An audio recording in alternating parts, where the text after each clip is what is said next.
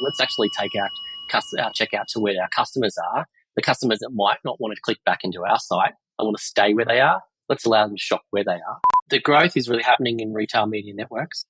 It's growing as a category faster than search did and faster than social. You just think about that for a second. There's going to be a convergence.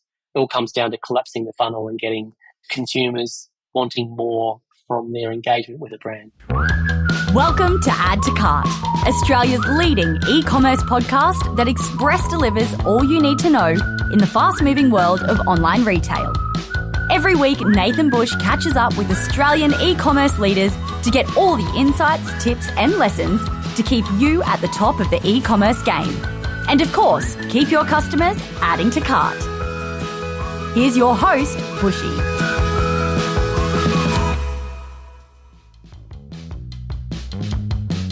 My guest today has recently spent some time at Cannes. Cannes? Now, don't get too excited. I'm sorry to say it is not Chris Hemsworth or Kate Blanchett, but their offering does have a certain star quality. And one of their most notable clients is Moet and Chandon. It's all sounding very glamorous, isn't it? It's kind of outside my area of expertise. Today, I am talking to Nick Morgan, founder and CEO of Vudoo, Vudoo. It's a platform that connects content to commerce and brings the checkout to the customer. We're talking turbocharged, shoppable video and engagement to match. Vudoo started in 2016 and clients now include Nike, Westpac and Vogue. In this conversation, Nick shares how his tech enables choose-your-own-adventure style customer journeys. How good were those books?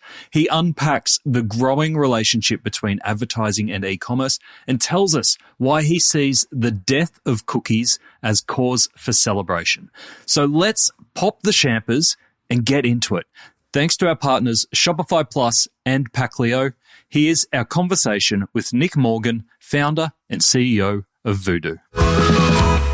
Nick, welcome to Add to Cart. Thanks, mate. Thanks for having me. Oh, it's great to meet you.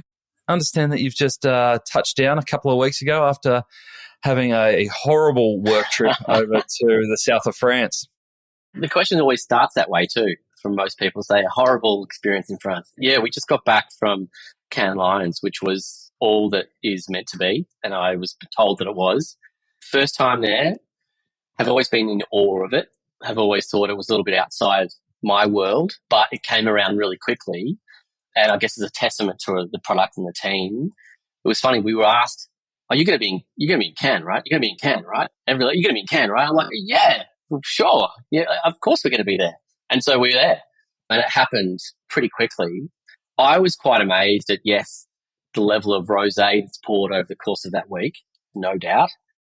Just rosé? Yeah, just rosé. But equal measure, there's a lot of business going on. A lot. It is all systems go. The calendars are surgical. Everyone's moving at pace. Like there's a lot of business happening as well as the awards and everything. But it was eye-opening. I've actually found it really valuable. Awesome. And so for people who might not be familiar with it, because it's very much, it feels like it cast my mind back to when I was in the advertising world because it was like the pinnacle of work trips to go on.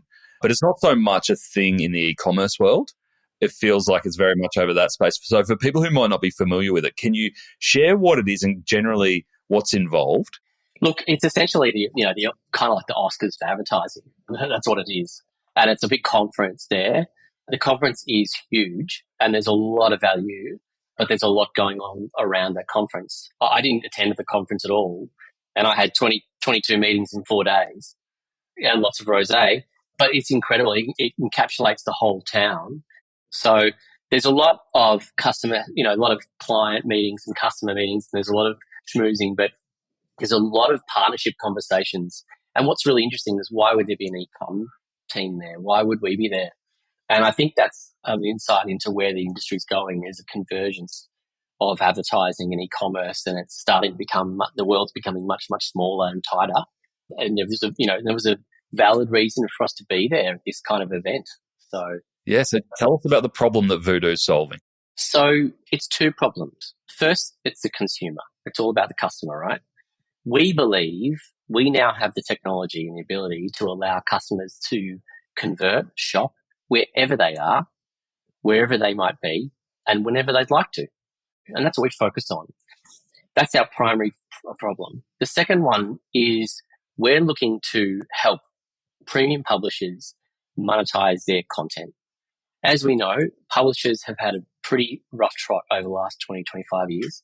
Their businesses have had to really change, and parts of their business have been pulled away from them, and they've had to really reinvent them. A lot of publishers don't exist. And so what we identified was the opportunity. You had a consumer which is really being engaged by premium content, brand awareness, brand affinity, pulls them back to that content. They get inspired by, native advertising, branded advertising, really highly contextually relevant advertising. And the publisher would prefer if that consumer would stay on their title rather than navigate away. Because then when they navigate away, there's a cost of acquisition to bring that audience member back to their title. And essentially, the audience member didn't go there technically to shop. They went there to be inspired. But now we're finding more and more are coming there to shop, big affiliate programs and so forth. So we saw there was a dual problem that we could actually solve, and there's really great fit for that, and it's really starting to resonate. Yeah. Is it similar to the direction that Google's going in terms of, yes, they've got all this information, but where they can, rather than send you off to the websites that are feeding the information, keep you on Google for as long as possible and give you everything there? Everybody wants to keep their customer where they are, right? And I think that premium publishers have built incredible businesses now, really innovative businesses and valuable businesses to really inspire their audiences. Their preference would be to keep them there as long as they possibly can. But if they can actually present a really contextually relevant and authentic moment to shop on their titles, which is relevant to the content they're in, then that actually produces a really great upside. There's a higher propensity for that audience member to shop. So we're seeing a higher transaction rates, more engagement. And because there's a high engagement, you're getting more purchasing, you're getting more data. And through the Vudoo technology, that actually is being shared as first-party data with the advertiser. So it's really interesting. Well, we can get into that. But yeah, it's a really interesting way of honing in on the consumer and saying, hey, what do you want? Well, I want to shop where I am. And I don't necessarily want to be pulled around everywhere. So what's the Vudoo offering there? What's the solution? The solution, yeah. So Vudoo is essentially a B2B to C SaaS product. Primarily, it's an edit suite with a streaming engine behind it, because we do a lot of video.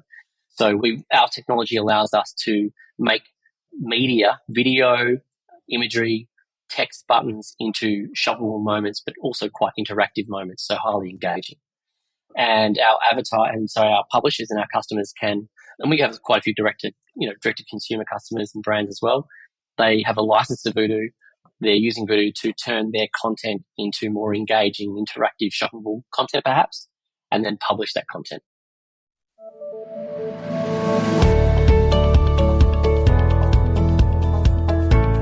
Phew, I bet you're breathing a sigh of relief now that Black Friday is over for another year, right? Well, according to our friends at Shopify, customers, they haven't stopped looking for bargains, and they are going to keep chasing them all the way through 2023 as the cost of living takes its toll. Yes, that old chestnut. But Shopify have surveyed 2,000 Australian customers, and they found that 3 in 4 Australians are already reducing their discretionary spending, and 84% of customers are comparing prices.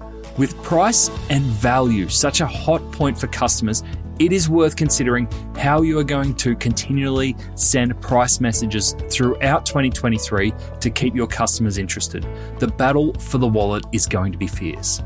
To view more resources to help with your 2023 planning and see how Shopify can take your e-commerce business to the next level, visit shopify.com/au today. And so who would typically buy or have the arrangement with Vudoo? Would it be the publisher or the brand? It depends on what they're aiming to do. So with our product also has a programmatic aspect to it as well. So you could be a brand that's running your own programmatic desk, and a lot of brands in Australia do that. you can have a Voodoo license and then you can be actually extending your shopping cart out through programmatic advertising and essentially taking the checkout to where your audiences are as an additional channel rather than if you've got a marketing mix, which is highly important, this is a new channel for you to say, hey, let's actually take our checkout to where our customers are. The customers that might not want to click back into our site, I want to stay where they are. Let's allow them to shop where they are. So brands can use it directly and then publishers allows it. We arm the publisher to be able to have really innovative technology so that they can actually drive more performance for their advertisers. And it's a win-win, right? Because they're getting a great engagement. They're getting higher performance of that premium product. And they're also allowing their audiences to stay on the titles. So their traditional metrics increase. It's a win-win story for the publisher as well. Yeah, great. So to bring it to life, can you give us an example of a campaign or brand that's partnering with a publisher to bring that to life? Yeah, look, I come back to the one that we've used a lot as an example because it's been stellar for us, and that's with Moet Chandon. I'm sensing a wine theme throughout this conversation already. There's definitely a wine theme. Rosé, yes. We brought our commerce suite. We commercialised our commerce offering last year with great support from News Corp.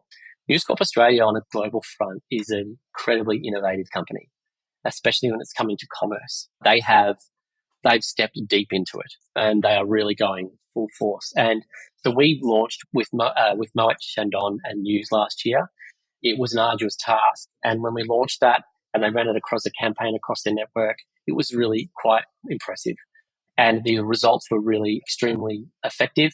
And then News were able to actually spin up campaigns straight after that themselves as well. So it was a really great outcome. Since then, Moet's actually come back and run consistently more campaigns. We launched our what we call Content Cart, which is a commerce media tool in March, where we're using static MRECs and turning MRECs and static imagery into shoppable moments. And they launched that as well, and that was really effective. So that's been a really exciting. You couldn't launch with a brand that's more particular about their brand, so we had to be spot on. And it was they just launched their own D2C in Australia, so it was actually the performance was really great to see. Yeah, it's good. Perfect.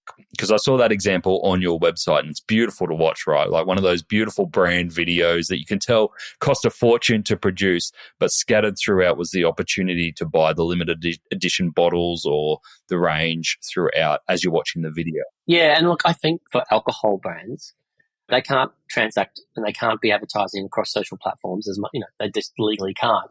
Working with premium publishers to actually provide really great rich campaigns to audiences, and a lot of the premium publishers and News Corp would be the leader in this, have incredible data sets, incredible tools like Intent Connect. They can identify customers really well and then put really effective campaigns in front of those customers across the network. That's a great alternative or great opportunity for beverage brands who can't operate in certain markets, right? It's a really compelling kind of story. And when you talk about the environments there that Moet went into with News Corp, what were the kind of environments that worked well for them? A combination. So they were running their ads, headless technology programmatically, and also then using it natively across a lot of their articles as well, which has been really effective too. News.com, and primarily started on Vogue. So it was a big partnership with Vogue, and then they used it across the News Corp network, which is a big network. Yeah, it's a huge reach, and obviously there'd be a massive amount of insights that come out of that through all those different formats and different types of reading. There was a Kantar independent report as well, which was really telling. It was funny. The Kantar report came out and said, hey, this is actually having a really good brand effect. There was a 37% brand uplift, which was incredible, right? And unaided brand awareness went up, and News was stoked by that. I was as well, but I was expecting it because I went about 6-7 years ago and I did my DD and I kind of and I found all this gold and I was like, hold on a second. And it was really lovely to see that come back up finally in an independent report years later to say, hey, this drives this. And it was and we were able to deliver that. So that specific campaign has given us a lot of kudos globally, and has allowed us to open the door into, we've got a couple of dozen publishers in our pipeline now. Yeah. Is there technology like Voodoo out there, or are you first of its kind? We're the world first of what we do. Our technology is patent pending, There are others who are doing a similar thing in different ways, say like live stream, kind of replicating a TikTok live stream and putting that onto a retailer's website and then being able to transact either through that video or taking through to the cart. So not like for like. There's a company in the UK that's doing a similar thing that's like campaign based, whereas an annual subscription, and we charge on SaaS fees, CPM, and transactions. So it's a combination of. So not like for like, but there's definitely a growing movement.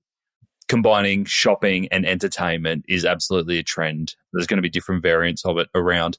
One thing that's fascinating to me is that the word shoppable video has been around for a fair few years now, and I think we've tried it in many different forms. Is the difference in where it is today is the headless commerce model in being able to transact? Well, you've been in e-com a long time, right? I think we've probably been in e-com a lot similar times. Shoppable video had been around for years.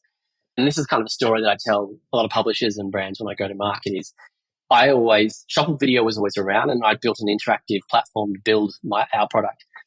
The difference for me is it was in the terminology. For me, it wasn't shoppable. It was browsable with a link. So coming from e-com, shoppable meant a transaction, right? That's what e-commerce is. And so that's what we set out to solve, me and my team. And my CTO is a long-time e-com engineer, and we thought, when we looked around in market for a shoppable video that was actually allowing a transaction to happen video, we couldn't find one anywhere globally, working as a VOD unit. And we were able to build that and drill it down to a single kind of mbed code and have all that happening in a really simple piece of code. That was what's really made us kind of stood us out when we were able to crack that. Back was about 2.5 years ago. We were kind of playing around with it. And once we were able to crack that, we knew we were onto something. So yes, that was a moment.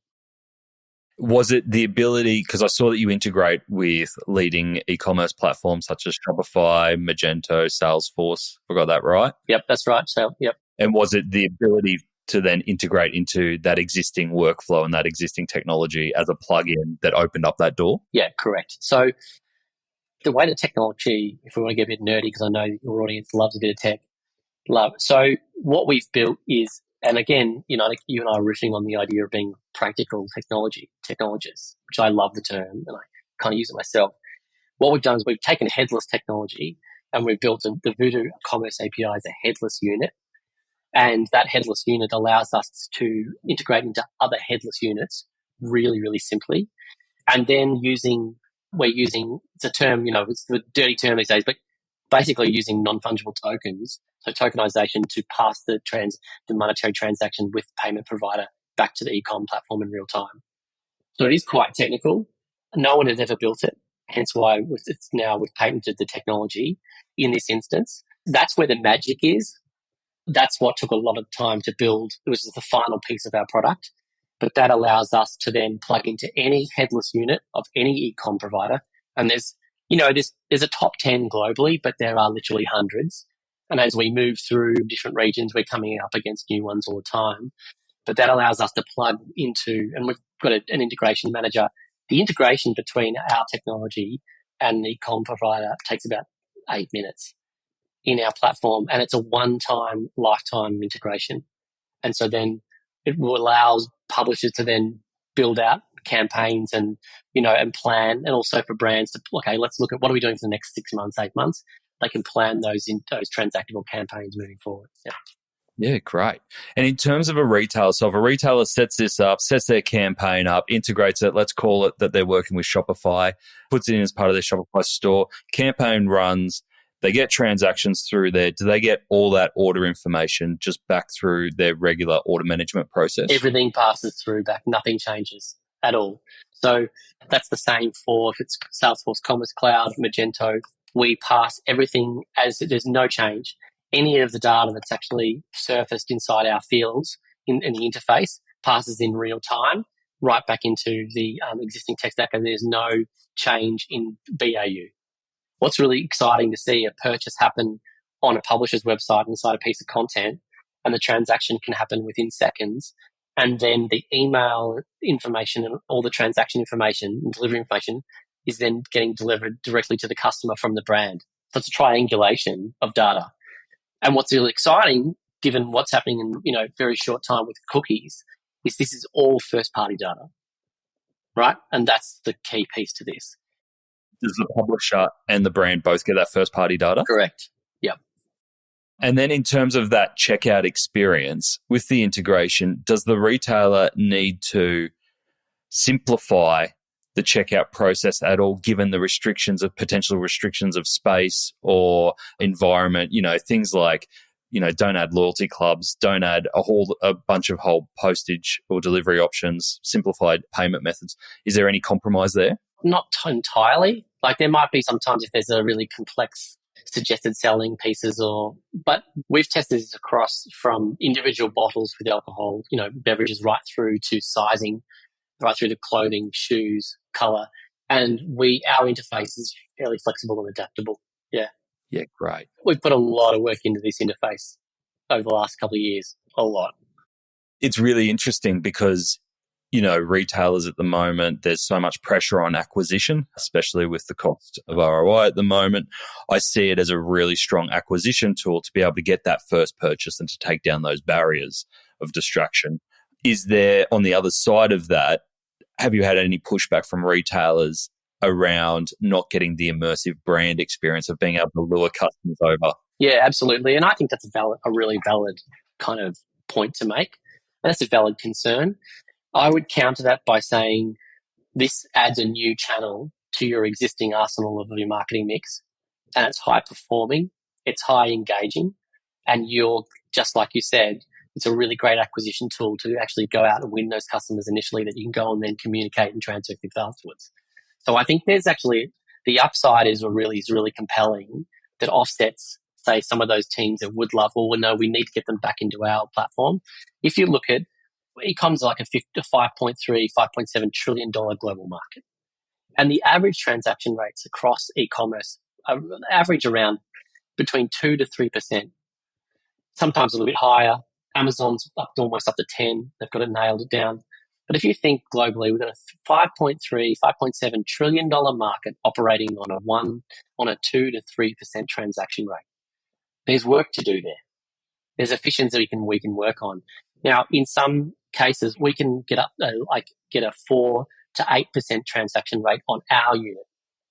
Now, I don't think that's because we've got this magical product. I think it's really about the consumer and the customer being able to transact wherever they are. And we're not inventing it. We're leveraging brands like Instagram, TikTok. These big platforms have been driving new user experiences, and consumers, their learned behavior now is, if I am in an interface and I'm presented with the opportunity, I can shop. That was going to be my question, because I was like, is this a new experience that you need to have a level of education for consumers to go, actually, no, this isn't a link for you to click out. This is a link for you to convert. It's about knowing that the behavior's there and then allowing your consumers that it's available. And that's what we've found with our publishers, is be really upfront with it and be clear about what it is. And we haven't seen any kind of drop in experience. The learned behavior is there on a global level, and it's increasing consistently. I think TikTok is about to launch their shopping capability in Australia, as if it's not launched already any minute now. I think they just announced that they were about to. They're about to, and if you look at some of the numbers that are coming off Southeast Asia and their GMV there, we're talking significant numbers. That consumer, for a publisher or a brand, they're inside that platform, but when they're outside of it or they're somewhere else, they take that learned behavior with them. They don't leave it there with the device or with that actual platform. And I think that's our opportunity to empower other publishers and brands to be able to leverage that. Do you have brands who might have a library of great video asset, especially employing Vudoo on their own channels to make them shoppable? Yeah, we do. And we've also got, and more so, given we launched just recently, last year, and to be really clear, we had an exclusivity period with News. We were for about 12 months. They're an incredible partner, so we naturally agreed to let them have it, first use of it for 12 months. And that only recently expired, so that was only about a month ago.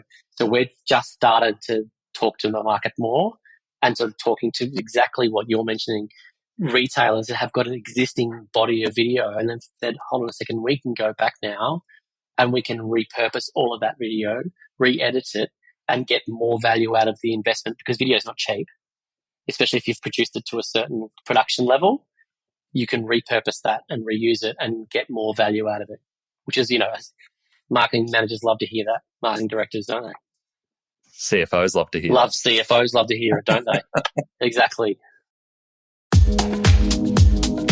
Ever scrolled through an e-commerce packaging website for fun?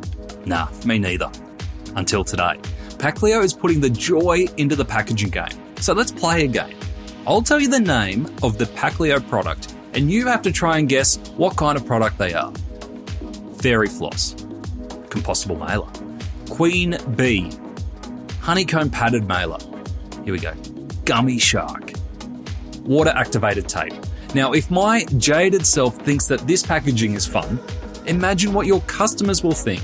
Packleo is also eco-friendly, Australian-owned and operated, with same-day dispatch and 14-day returns. Now that's pure joy for everyone. Check out the Packleo range of e-commerce packaging options at packleo.com. That's Packleo, Packleo, packleo.com. Do you think this changes how brands will shoot their video content? I know we're talking a lot about video and that the offering is broader than video, but I think video is the interesting starting point here. Does it change how brands should be considering shooting video, even if they're doing it now with a view that they could then make it shoppable down the track? Interestingly, it's something they wrap their heads around. It's not about less clicks when it comes to a piece of interactive shoppable content. It's actually about creating more clicks, because the more clicks, you're actually creating more data points. And when you create a data point, you drive a deeper engagement with the video content, and you can also collect those data points, and they help you unpack the journey of the viewer. So it goes from being one-way dialogue or a view experience, two-way conversation, and you can analyze how the content was actually consumed. So they've got to get their heads around and say, hey, you might have shot a 30-second piece of content. Maybe look at making it 45 seconds and just having moments where you can actually let the viewers in be a bit more immersive. But it's not a huge change. It's just understanding that, think about it from a consumer perspective, you're wanting them to engage, give them the time to engage with the video, and the results are really powerful. So perhaps, am I seeing this right? Rather than go out and create 5 pieces of content, think about how you might create one piece of content, but rather than a linear storyboard, think about it as a choose your own adventure piece. And that's what we've seen a lot with a lot of our customers. So Vudoo has the ability to create choose your own adventure content. You can shoot and cut all that video content up. You can bulk upload it into our digital asset manager in Vudoo. Then you can actually create a choose your own adventure off that. You might have 3 different storylines off of a single video interface, and they might land in 3 different purchasing capabilities. And so what you're doing is you're taking that bulk, just that you've got 5,000 people watching that video, you're splitting them up into 3 different directions, and you're being able to analyze the personalized journeys they took and see what was actually of value to them. It's really simple, and the platform, we've worked really hard at making that really easy. It's really quite intuitive, yeah. I can imagine creative minds must just light up when you can say, you're not creating 5 videos here, you're creating a choose your own adventure. We had a creative director at a new publisher, a new customer we presented, and he just sat back and he said, geez, all the pictures I would have won if I had this. And it's like, because it's just the leveling, it's not just the creative engagement, it's the data. It's all that data that they can present back, which allows a publisher to say, hey, we've got more to give than just the content itself. We can tell you what's how is that content moving the audience in relation to your brand. There's a great campaign by News at the moment for the new Lexus 4-wheel drive, and it's really intuitive. It's really streamlined. It's 9:16, so it's full mobile takeover, and they're running that across their new mobile, because News has just launched their new kind of 9:16 stories. Beautiful campaign, simply put together. Yeah, with existing content. And is that driving to inquiries? Yeah. So our ultimate selling proposition in our we go to market being a commerce media product, but we've got a rich feature kind of list of different things we can do with our product. Yeah. Gotcha. And on that video creation, in terms of getting ultra into the detail here. We're talking landscape and portrait when we're filming? There's no special ad formats, nothing outside of kind of those two formats? No, we all resize everything inside us. You can upload both, and our player plays both as well. And then we'll actually got an enhancement coming soon where we actually can read the video and then repurpose it and resize it. But at the moment, we can play all different formats. Yeah, great. And then in terms of brands having those relationships with publishers using Vudoo as the delivery mechanism, what's the commercial arrangement that you see most often? Is it still done as campaigns, or are you seeing it more going towards affiliate and conversion? It's a combination of. So we have a SaaS fee, and then we have a CPM and then transaction fee. And at the moment, it's not set. We're kind of flexible on those because if you're working with a publisher out of Spain, they want a low SaaS fee, but they want a high performance. And they've got advertisers where they want to pay a transactional performance. Whereas if we go with a retailer here, a direct retailer, they want to pay a higher SaaS fee and a lower CPM. And if it's a direct consumer, they're happy with a transaction fee as well. Whereas we've got other publishers who are just purely SaaS, and they want the upside. So we're quite flexible. It's a nightmare for my CFO from a modelling perspective. But as we're scaling, we know we can't dictate verbatim, say this is the only way you pay for this. We have to be quite flexible. Yeah. But all revenue comes through Vudoo as essentially a media buying channel. Mostly, yes, correct. And then in terms of, is there any other integrations, or it's literally just integrate straight into the e-commerce platform that you're using, and that's as far as you need to go to? Yeah, straight into it. We integrate into some existing video platforms such as Brightcove and a number of others, but we integrate across all major e-com platforms. We integrate into all major payment gateways as well, and that's all done through our integration manager. Yeah. Brilliant. And then measurement-wise, what are the metrics that people are really holding on to or holding you accountable to? It's interesting, right? Because it's like if they drop us into comparisons, what are they comparing us to? How are we measuring this? So it really comes down to two things, which is the most important. If they can actually, if there's comps with existing, say, affiliate programs and things like that, it's engagement. So how much engagement are they getting? And then what are the transactions? What are the click-throughs? What are we driving? They're the two metrics that we perform really, really, really well on. We're not about views. We're about the engagement. A lot of advertisers and a lot of publishers work on views, and then is there a click-through in that? We actually find we can lift it by about 44% of engagement. That's a really strong engagement, and that comes back to how immersive the experience is. Once you have someone starting to click around that video, you actually have them really engaged, and they stay in the video longer.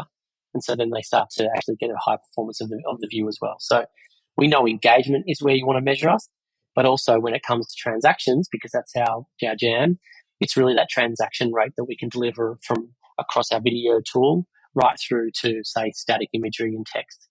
And that transaction fee is worth you want to compare that transaction fee, say, what you're getting from an affiliate program. If you're sending your traffic away to other sites and you're getting a percentage of that link, you want to compare that to what we can provide from a transaction rate. And it's quite different. Yeah, that makes a lot of sense. So if we skip forward 10 years, how far you've come in? How long has Vudoo been around? This is our 6th year, and we've been a commerce product for about 3 years. So we've started rolling out a commerce product, yeah. Huge amount of change in that time. Huge amount of change. And the industry changed phenomenally as well, massively.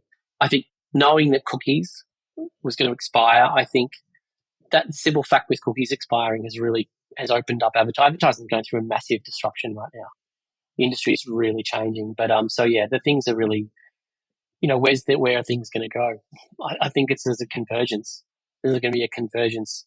It all comes down to collapsing the funnel and getting consumers wanting more from their engagement with a brand. Really interesting point there about advertising changing so much. I'd like to just bring us back to that conversation about Cam. Like, what were the main concerns that you saw coming from agencies and brands all over the world around the current state of advertising? Yeah, so it's really, the growth is really happening in retail media networks. It's growing as a category faster than search did and faster than social. And by retail media networks, Well, it comes back to the cookies and the data, right? So we've all been operating clandestine, I guess, whatever you want to, however you want to call it. It's always been a bit murky, but it's really that whole cookie-based industry has been operating for 15 years, 20 years, and it's really been based on second and third-party data. Those days are over.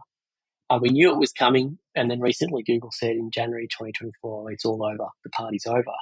And I think that has meant a lot of innovative companies have gone, okay, how are we going to maintain these big revenues that we've been getting over here?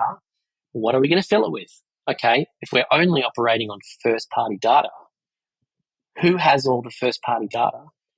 Well, a lot of retailers have the first party data.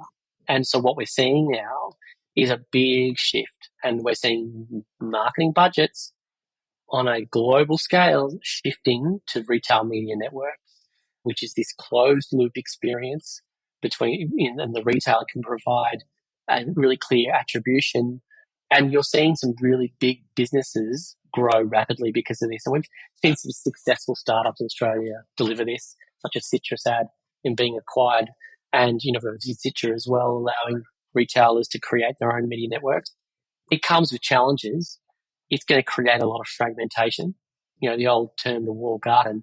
We're going to see a lot of individual walled gardens. So I think there was a lot of concern with Can around where are all the budgets going? They're all going to retail media. What have we got? What do we need? And you'll see a lot of major agencies globally are starting to, they're working on platforms and offerings and think tanks.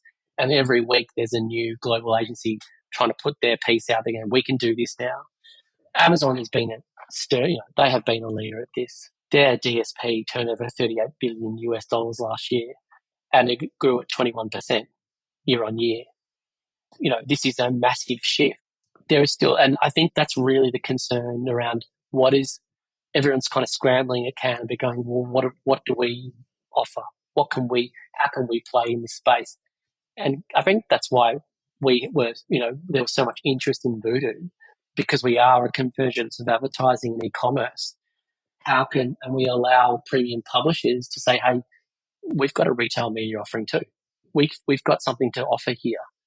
And they can double down and say, hey, we can provide a ton of value to our advertisers. It's first party data. And by the way, we get to keep them in our retail media network, which is our publishing network. So I think that was really quite a narrative that was really hot at Cannes this year. And I was asked a lot about it. But I also think it's a really exciting opportunity for consumers to have really fast, direct shopping experiences where they can purchase where they want to purchase. Yeah, exactly. And what I love about these conversations, and yes, we can get upset around the death of cookies and how much harder that makes it and how much it, puts up the wall. It does. We've spent a lot of this conversation talking about creativity and direct connection to customer. And if it breeds both of those areas, then I think that's a really strong thing. We have the technology now to be able to create, to solve problems and provide solutions for the problems we have now. We don't need to be getting into a tiz about, well, what are we going to do? It's right here in front of us. There's a lot of really exciting products coming out of Australia that can help augment a lot of the revenue that would have been coming from that kind of retargeting, remarketing channels. You can supplement it with, even more opportunity now as well. Yeah, brilliant. If we take what's not in front of us, if we look at the next 5 years, and obviously we've talked about that trend of mixing advertising or entertainment with e-commerce, the death of cookies, where do you see shoppable video? We'll stick on that track. Where do we see shoppable video in 5 years' time? How will it be different? I think it'll be really seamless. It'll be really like everyone always thinks they've got a really seamless platform now, and we do. But you know that with all the work that goes into it, I think there'll be more work that goes into it. And I think you'll find in 5 years' time, there won't be a publisher in any country that doesn't have a transactable media strategy, and their titles will be shop fronts. And it won't just be publishers. You'll be able to navigate across the internet, and wherever you are, you'll be presented with an opportunity to convert. I'm not a savant or some visionary, as like to be told. No. Cut yourself a break. But we saw this coming quite a few years ago, and look, one of the greatest validations for us recently, because, there's times where I've been laughed out in the boardroom, is Amazon. Amazon recently launched a product called Amazon Anywhere. And that is the ability to empower products that connect directly into the Amazon checkout and allow consumers to purchase wherever they'd like. And it's just starting. It's very early. They've launched it very quietly. They're really polishing this offering up. We're partnering with Amazon, and there's some really exciting things coming very soon in this space. So it's really great to get the validation on the global level that we are heading in the right direction, and there's going to be a lot more of this coming forward. Sounds hugely exciting. You've mentioned some of those partnerships and the international growth and conversations that you're having. What's your focus for the next 12 months? So we open our London office on the 1st of September, which is really exciting. We soft launched into Europe about 4 months ago. And, we had one publisher on our books. We've got now, a couple of dozen in our pipeline and half a dozen pilots starting in Europe, Middle East. So we're opening our office in London, and about a month later we open our office in the US, in New York. So scaling, I guess, meeting the demand. We've been working towards it. Now it's go time. Yeah. Yeah, brilliant. How exciting. All right. So if we've got brands or potentially publishers listening to this conversation today and they're like, well, this sounds really interesting, want to get in touch with Nick or the team, what's the best way for them to do that? Jump on our site. There's an inquiry form there. Come straight through the team. I know I'll see it. I see everything passes through. But yeah, our teams will happily love to talk all day long about content commerce and commerce media. So yeah, make an inquiry and we'll talk to you straight away. Awesome, Nick. Thank you so much for joining us on Add to Cart and sharing all the exciting things you're up to. It was good fun. Thanks a lot. I think for me, it is so refreshing to see shoppable video evolve from links within a video to content that can be published and shopped anywhere. This is where headless really starts coming into its own. Here are the 3 biggest takeaways I took from Nick. Retail meets entertainment again. Nick talked a lot about the worlds of advertising and e-commerce coming together, but I personally think it goes further than this. And this is a long-term trend I am very bullish on. It's about entertainment and shopping coming together as one experience. Just like the old infomercials, but heaps better. It doesn't make sense to interrupt content to shove products in your face via advertising anymore. The new world will see it as one, whether that's social content, TV on demand, movies, catalogs, or more. Everything needs to be entertaining to keep customers engaged, and there is a genuine ability to transact within those mediums. Number 2, reimagining video creation. There's no doubt been a change to the way we've planned and shot video over the last few years. Think about the changes we've had with vertical and horizontal filming, long form and short form, professional and handmade. Now platforms such as Vudoo are showing that video doesn't need to be linear. You can even choose your own adventure. It's another creative element to consider when planning your video strategy. And lastly, the third insight I had was retailers as publishers. We've spoken a lot about this previously, especially on the back of our episode with Brad from CitrusAd. Retailers with huge amounts of traffic don't need to just rely on product sales for revenue. They can actually be their own media channels. So when you add a platform such as Vudoo combined with headless commerce, it could change the game when it comes to brand partnerships and integrated content. Why just feature your own products when you can create big, beautiful videos to sell anything through the video using your own audience? It's its own separate type of entertainment marketplace. To get the highlights of today's episode, head on over to addtocart.com.au and sign up for our free newsletter. Each Tuesday, we will send Monday's episode summary, links, and discount codes for you to go next level on. And if you're looking to explore your next e-commerce opportunity, come and visit us at eSuite. We're a dedicated e-commerce talent agency connecting the best e-commerce talent with the fastest growing brands in Australia. Head on over to eSuitetalent.com.au where you can download the free e-commerce salary guide and sign up to our weekly e-commerce job emails. Thanks for listening, and until next time, keep those customers adding to cart.